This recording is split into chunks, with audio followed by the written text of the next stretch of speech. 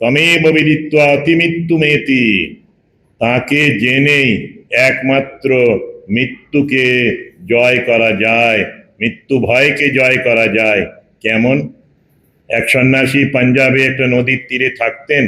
Alexander the great শুনলেন যে এই সন্ন্যাসী খুব জ্ঞানী, পণ্ডিত, জ্ঞানী এবং শান্তি দান করতে পারেন, খুব সুখ দান করতে পারেন মানুষকে তার প্রবচনের দ্বারা, তার গাইডেন্সের দ্বারা। তিনি তার দূতেদের পাঠালেন, মন্ত্রীকে পাঠালেন যে নিয়ে এসো তাকে, আমার ডাক বলো, আমার আহ্বানে তিনি আসুন, তাকে আমরা আদর করব, রাখবো, এবং আমি যখন দেশে ফিরে যাব দেশে নিয়ে যাব। সন্ন্যাসী প্রত্যাখ্যান করলেন, আমি আমার জননী জন্মভূমি ছেড়ে যাব না। আমরা বলি জননী জন্মভূমিশ্চ স্বর্গাদপি গরীয়সী, স্বর্গের থেকেও মহান এই জন্মভূমি ভারতবর্ষ ছেড়ে আমি অন্য দেশে কোথাও যাব না, রাজা রাজরাদের বাড়িতে থাকবো না।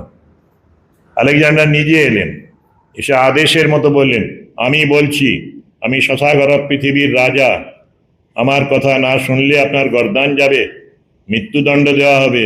তরবারি খুলে কোমর থেকে দেখাচ্ছেন, আর সন্ন্যাসী হা হা হা করে হাসছেন। এমন অট্টহাসিতে ফেটে পড়লেন আলেকজান্ডার, আবার তরবারিটা কোষাবদ্ধ করলেন। তারপরে বললেন, আপনি কিভাবে হাসছেন? আমার মতো বীরের তরবারির সামনে, তরবালের সামনে মাথা নত না করে, আমার কথায় রাজি না হয়ে আপনি অট্টহাসিতে ফেটে পড়লেন কোন শক্তিতে? তখন তিনি বলেন, তুমি জানো না রাজা, আমি হলাম আত্মা। নচিকেতাকে এই কথা বলেছিলেন সে কথা বলতে গিয়ে। আত্মার জন্ম নেই, মৃত্যু নেই। আগুন আমায় পোড়াতে পারে না, জল আমায় ভেজাতে পারে না, বাতাস আমায় শুকোতে পারে না, অস্ত্র আমায় টুকরো টুকরো করতে পারে না, ছেদন করতে পারে না। আমি তো আত্মা। নৈনম ছিন্দন্তি শস্ত্রাণি, নৈনম দহতি পাবক, ন চৈনম ক্লেদয়ন তাপ, ন শোষয়তি মারুতঃ। अच्छेद्यो अयम, अदाज्यो अयम, अक्लेद्यो अशोष्य एव च, नित्य सर्वगत स्थाणुरचलो अयम सनातन। न जायते म्रियते वा कदाचित्, नायं भूत्वा भविता वा न भूय, अजो नित्य शाश्वतो अयम पुराणो, न हन्यते अन्यमाने शरीरे। শরীরের জন্ম হয়, আত্মার জন্ম হয় না।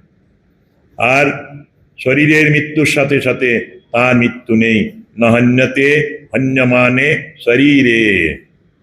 সুতরাং তোমার তরবারি আমায় কেটে ফেলবে, আমি চলে যাব চিরকালের জন্যে, এই কথাটি কখনো সত্য নয়। আত্মা অমর।